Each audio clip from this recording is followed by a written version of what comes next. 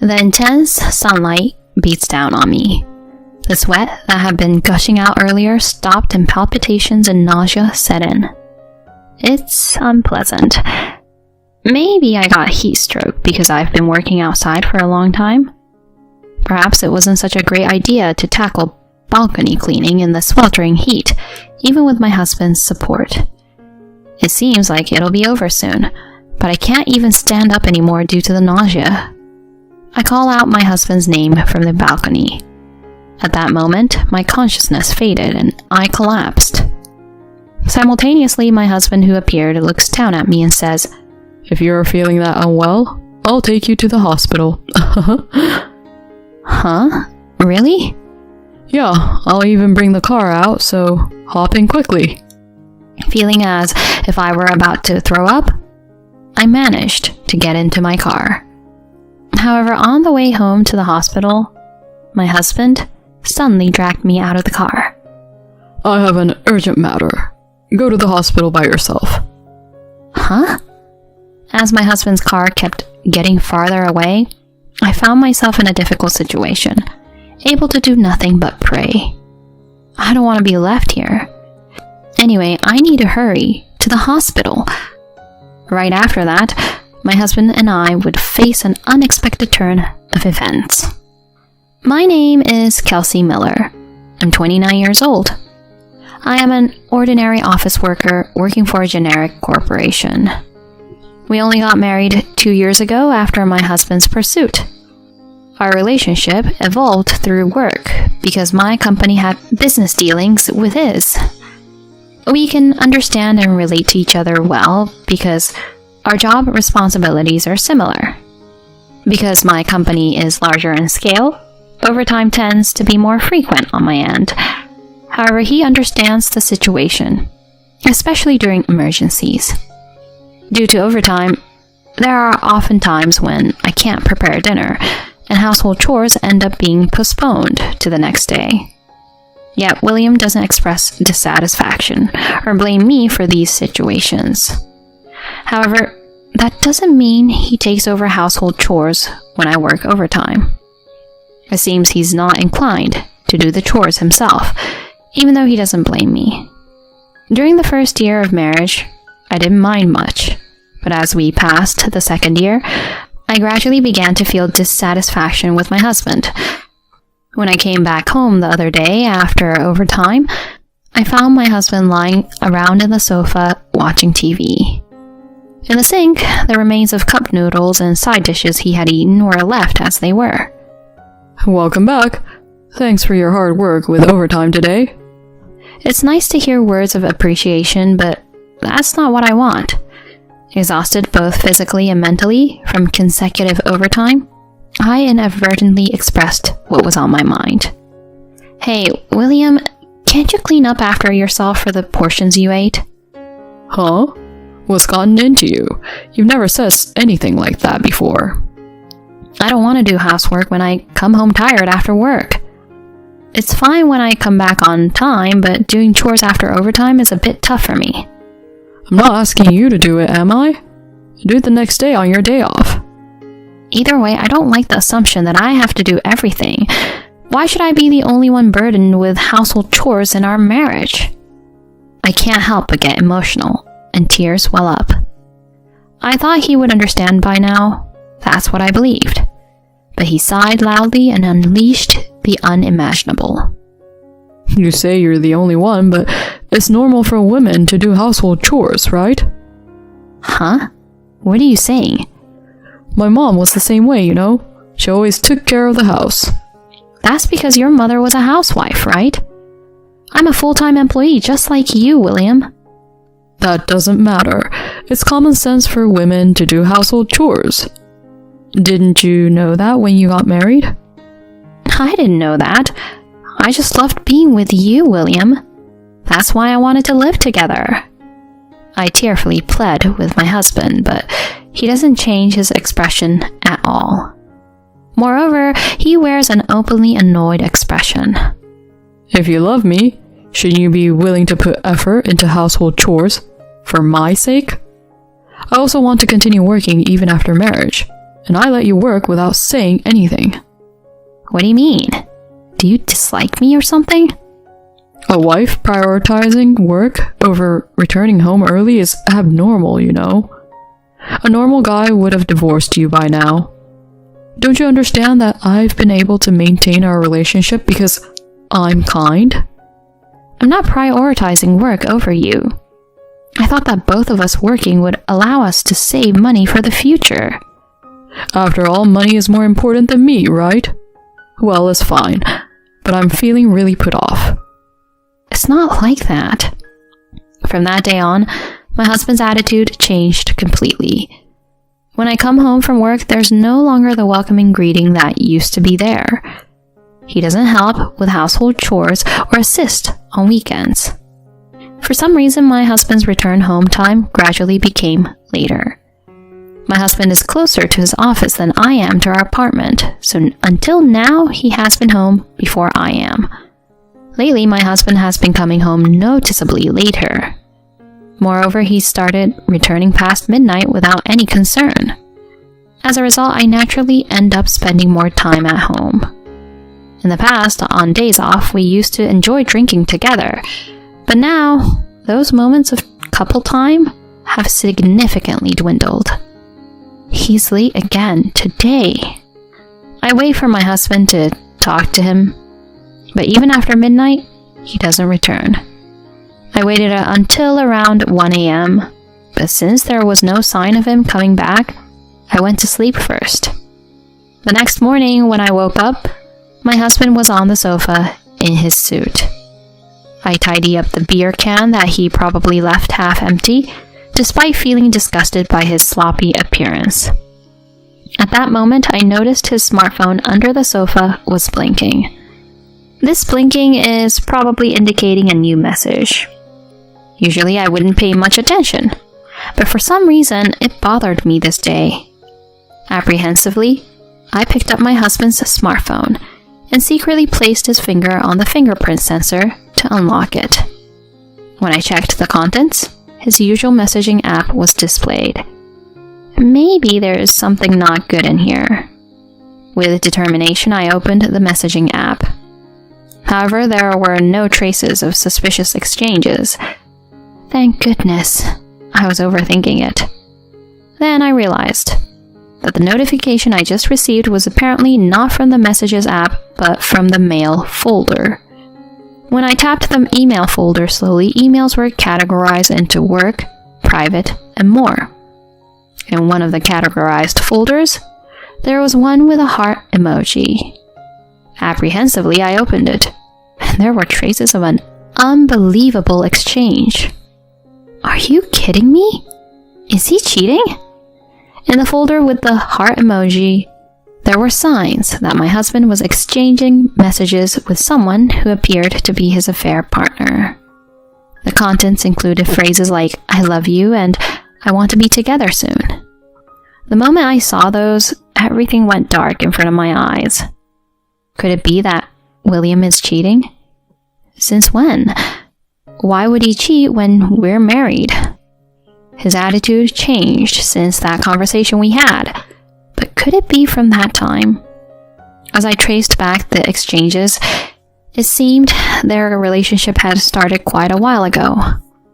Initially, they seemed to go out for meals together, but after he became distant with me, there were records of my husband actively inviting her, staying at her place until late at night. I transferred those exchanges to my own smartphone and headed to the detective agency on the same day. There, I decided to request an investigation into my husband's affair. After that, I tried to maintain as normal a life as possible, so my husband wouldn't suspect anything. Even William probably doesn't think I know about his affair. Although I didn't pay much attention before, he spends significantly more time looking at his smartphone compared to before. Presumably, he's in contact with his affair partner. 2 weeks later, I received a message from the detective agency saying, "We've gathered enough evidence." The photos presented by the investigator conclusively proved my husband's affair. Surprisingly, there was no shock, just overwhelming anger. I took the evidence home and decided to discuss the matter with both sets of parents involved. On the weekend, a few days later, I asked them to come over without my husband knowing. As I cleaned the room to welcome them, finally in the early afternoon, my husband returned home. By the way, you haven't been taking care of the balcony lately, have you? Oh, yeah. I've been busy recently and I might have neglected the cleaning. Make sure to get it done. If the moms come and it's not in proper shape, I'll be embarrassed too. If that's the case, couldn't you help a bit? I always say it, don't I? Household chores are a woman's job. Having uttered those words, my husband left the living room and returned to his own room. Soon, this relationship will come to an end. He still doesn't know that. I reluctantly went out to the balcony and started cleaning. Unexpectedly, intense sunlight made my sweat stream down incessantly. I wanted to take more frequent breaks, but I couldn't stop because my husband checked on me periodically. To make matters worse, he told me, "Don't come inside until you're finished," and closed the balcony door.